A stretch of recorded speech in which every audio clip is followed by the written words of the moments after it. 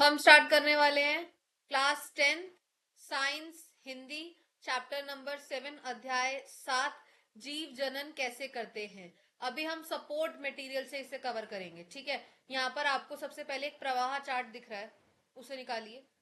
देखिए, तो हम क्या क्या चीजें देखने वाले हैं। सबसे पहले हम क्या देखेंगे, द्विखंडन, बहुखंडन या फिर विखंडन। ठीक है, खंडन भी देखेंगे, पुनर्जनन भी देखेंगे, मुकुलन, कायिक प्रवर्धन, बीजाणु समांग। इसके साथ हम और क्या देखने वाले हैं? सबसे पहले मैं आपको इसका बेसिक फंडामेंटल चीजें बताती हूँ। ठीक है, हम या फिर जीव, कोई भी अन्य जीव कैसे जनन करता है, वो उसकी डेफिनेशन या ये चैप्टर कहाँ से स्टार्ट होना है, वो कैसे कैसे शुरुआत होगा, मैं यहाँ पर सब कुछ बता रही हूँ। सबसे पहले आप आ जाइए इसके बिटवीन सेक्शन में। देखिए, जनन, जनन जनन अपने ही जैसे नए जीवों को जन्म देने की प्रक्रिया को क्या कहा जाता है बेटा, जनन कहा जाता है। वही पेज निकालो, सेम पेज निकालो। ठीक है, अब देखिए इसमें कितने तरीके के जनन है, अलैंगिक जनन और लैंगिक जनन। अलैंगिक के अंदर जो मैंने अभी आपको शुरू में बताया वो सारे किसके हिस्से हैं, अलैंगिक के। लैंगिक जनन के अंदर हम किस में देखेंगे, मानव में और पादप में। पादप मतलब पुष्प।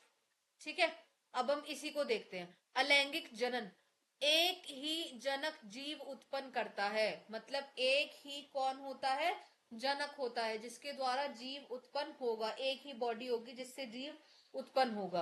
अलैंगिक के अंदर दो जीव होते हैं।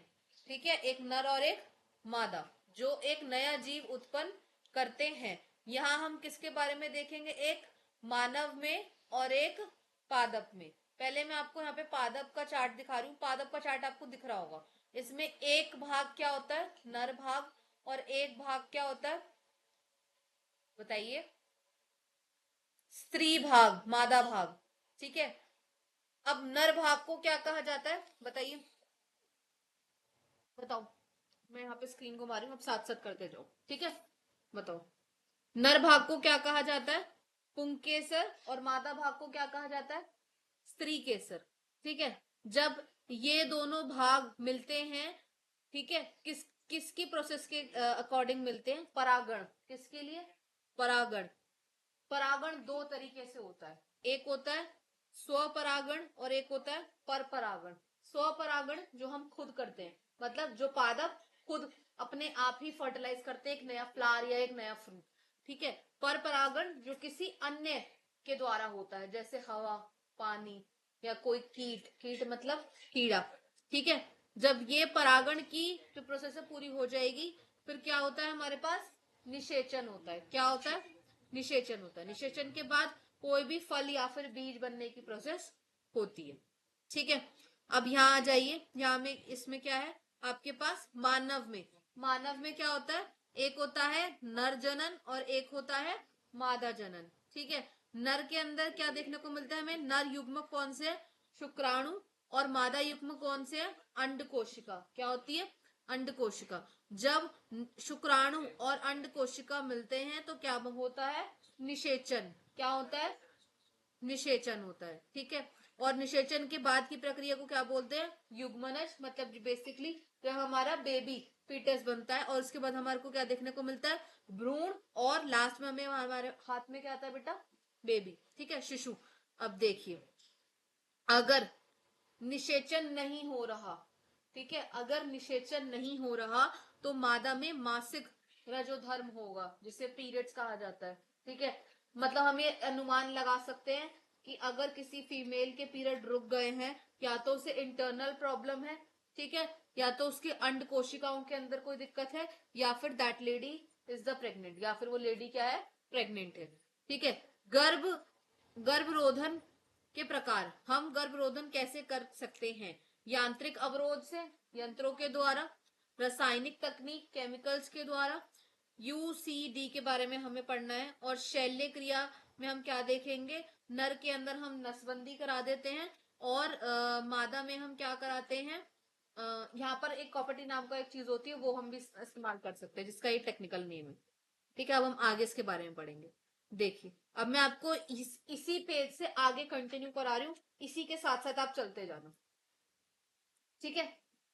अब मैं आपको जनन से करा रही हूँ, जनन के बाद हम क्या करेंगे, अलैंगिक जनन करेंगे, फिर उसके बाद हम क्या करेंगे, लैंगिक जनन करेंगे, ठीक है। जनन क्या होता है, जनन वह प्रक्रिया है जिसके द्वारा सजीव अपने जैसे नए जीव उत्पन्न करते हैं। यह पृथ्वी पर निरंतरता को बनाए रखने के लिए आवश्यक है।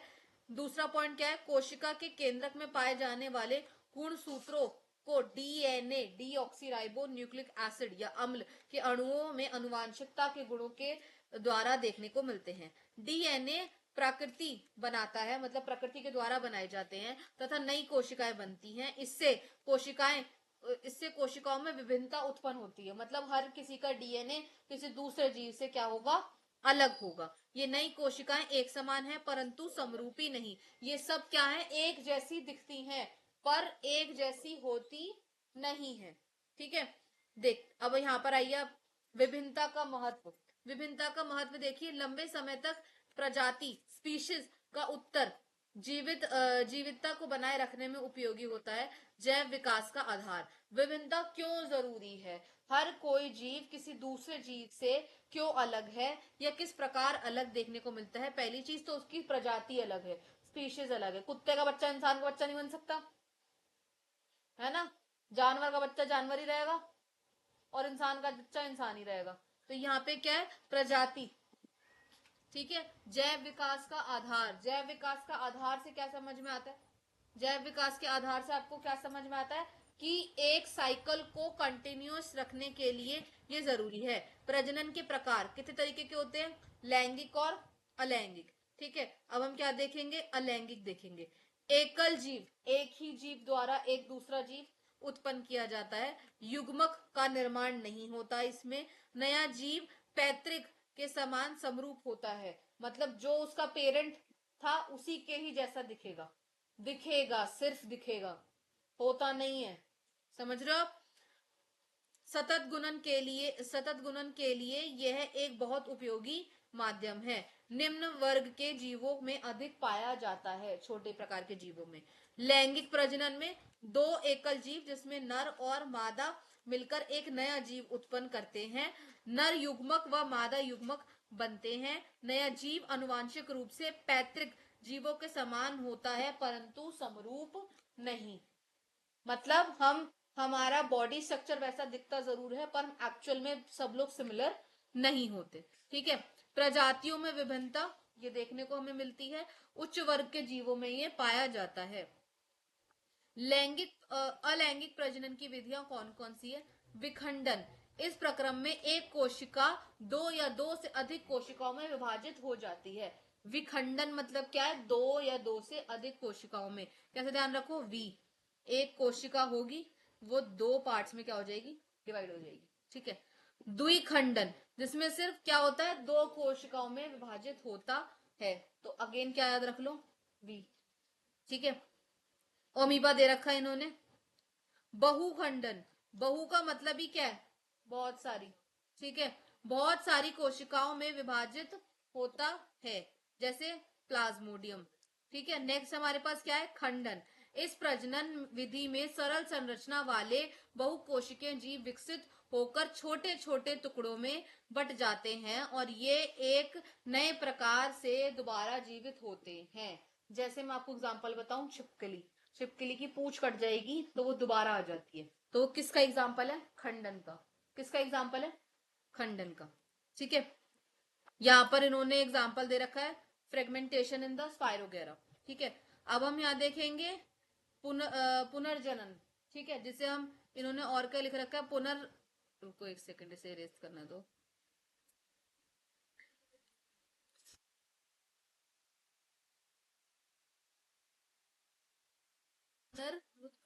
हाँ सही बोला है, पर तू इतनी धीरे क्यों बोल रही है, तुझे तेज आवाज आ रही है मेरी। पुनरुद्भवन, इस प्रक्रम में किसी कारणवश जब कोई जीव कुछ, पर तुम यही याद रखना, ठीक है। इस प्रक्रम में कोई जीव किसी भी कारणवश जब कोई टुकड़ों में टूट जाता है तो प्रत्येक टुकड़ा नए जीव में उत्पन्न हो जाता है, जैसे प्लानेरिया और हाइड्रा, ये रहा। अगर ये हिस्सा टूटा तो पीछे का हिस्सा बन जाएगा, ठीक है। अगर बीच वाला हिस्सा टूटा तो ऊपर का और साइड का हिस्सा बन जाएगा, लास्ट का टूटा तो ये बन जाएगा। ऐसे क्या है आपके पास, हाइड्रा, ठीक है। मुकुलन क्या होता है, इस प्रक्रम में जीव के शरीर पर एक उभार उत्पन्न होता है जिसे मुकुलन कहते हैं। यह मुकुलन पहले नन्हे फिर पूर्ण जीव रूप में विकसित हो जाता है तथा बाद में क्या हो जाता है, अलग हो जाता है। ये रहा, यहां से ये स्टार्ट हो रहा है, यहां से मुकुल बना और फिर ये यहां से क्या हो जाएगा, कट जाएगा और एक नया जीव बन जाएगा। हाइड्रा में मुकुलन देखने को हमें मिलता है। फिर हमारे पास नेक्स्ट क्या है, हमारे पास बीजाणु, ठीक है। कुछ जीवों के तंतुओं के सिरे पर बीजाणु धानी बनती है जिसमें बीजाणु होते हैं। बीजाणु गोल संरचनाएं होती हैं जो एक मोटी भित्ति से रक्षित होती हैं। अनुकूलन परिस्थिति मिलने पर बीजाणु वृद्धि करने लगते हैं। देखिए ये रहे, एक छोटी सी लेयर यहां बन रही है, ठीक है। कायिक प्रवर्धन, कायिक प्रवर्धन कुछ पौधों में नए पौधों का निर्माण उसके कायिक भाग जैसे जड़, तना, पत्ती आदि से होता है। इसे ही हम क्या कहते हैं, कायिक प्रवर्धन। काई कहाँ जमती है, पेड़ों के आसपास जमती है, इतना याद रखना, ठीक है। प्राकृतिक विधियां अलग है और क्या है, कृत्रिम विधियां। प्राकृतिक में जड़ द्वारा, तने द्वारा, पत्ती द्वारा। कृत्रिम में रोपण, कृत्रिम और लेयरिंग, ठीक है। ये आप रीड करोगे, ये पूरा पोर्शन, ये पोर्शन रीड करना है। अच्छा, जैसे तने द्वारा किसका होगा, आलू और अदरक, बस ये एग्जाम्पल दे रखे हैं, ठीक है।